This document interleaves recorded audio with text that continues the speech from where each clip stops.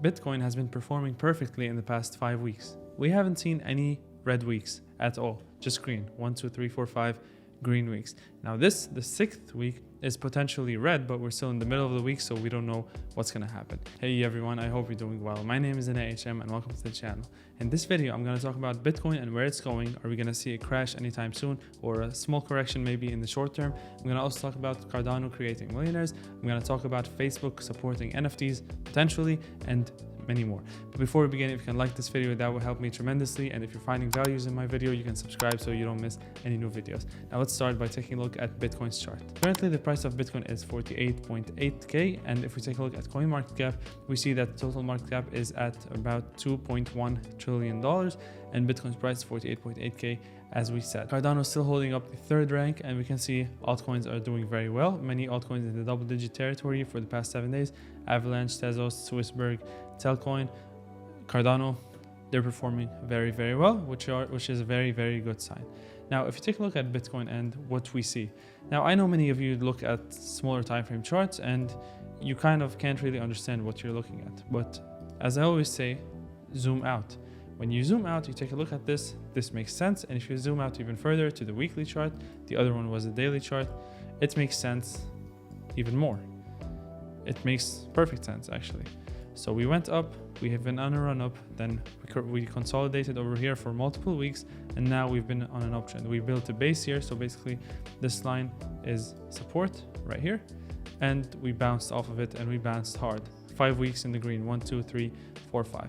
Now, can we see a week where we see a red and potentially close this as a red candle and maybe even go down here and get supported by this line right there?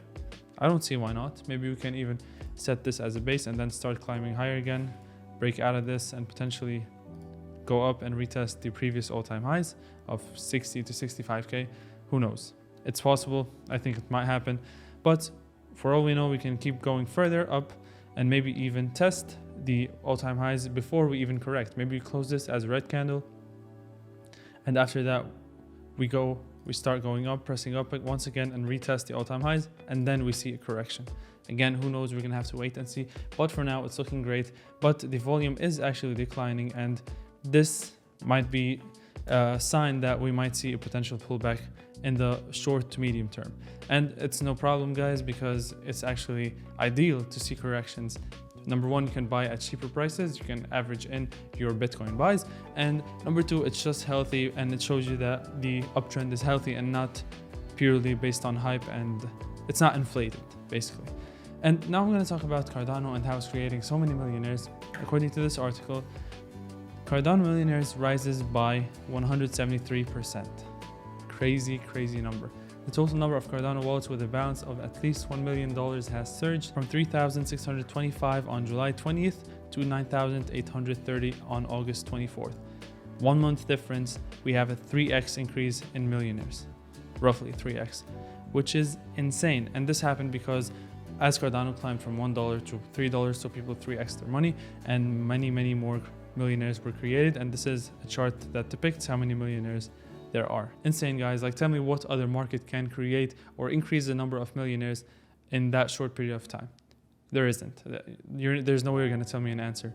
And there's no way you're going to give me that answer because it doesn't exist. It doesn't exist in the stock market. It doesn't exist in commodities markets with gold and silver. It just doesn't exist. Right now, it's in crypto. Even though the risk is there and there's volatility, but look at the return people are getting. Volatility is the price you pay for the extreme and insane gains that you get. Another piece of news which is great and which can take us closer to mass adoption is Facebook looking at NFTs. So David Marcus, who is the head of finances on Facebook, I believe, says when you have a good crypto wallet like Novi, which is Facebook's new wallet that they're launching soon, you will also have to think about how to help consumers support NFTs.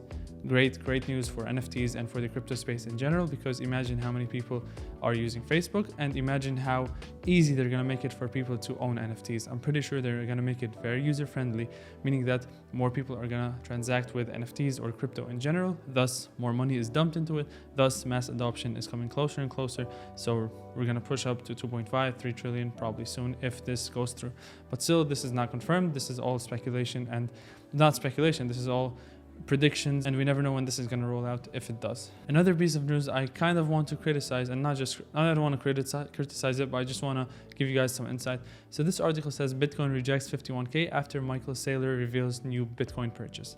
They made it seem as if because Michael Saylor bought that many Bitcoins, the price crashed. But guys, so he bought $177 million worth of Bitcoin, and they have so much Bitcoins. I'm not sure what the number is, but they have so much Bitcoins. And them buying more is definitely not going to impact the price negatively. So, and as we said earlier, after we see a run-up like this, we can see, and it's healthy to see a correction. So maybe Michael Saylor bought the top, and even if we see a crash, it's not directly related to Michael Saylor and his companies. It's related to the markets, and the market moves however they want to move. And in fact, it's actually good news that Michael Saylor bought. It's not bad news. So if something, it should take the price upwards. But Michael Saylor dumping in that much money into crypto is also a great sign, and a great sign that's taking us closer to mass adoption. Another great piece of news is SEC could approve Bitcoin futures ETF in October, analysts predict, and it's still a prediction. We never know when this is going to happen or if it's going to happen. But if this happens, it's going to be so much easier for people who have big chunks of money. Let's say the older generation, they can invest in Bitcoin through ETFs. And if it's backed or approved by the SEC, that's going to make it easier and more trusted by these older generations.